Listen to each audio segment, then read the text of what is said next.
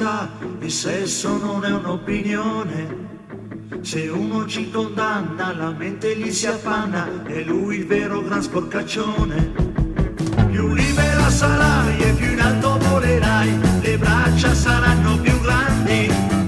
Son tuo, sei mia, è soltanto ipocrisia, è sempre la paura che conduce alla follia.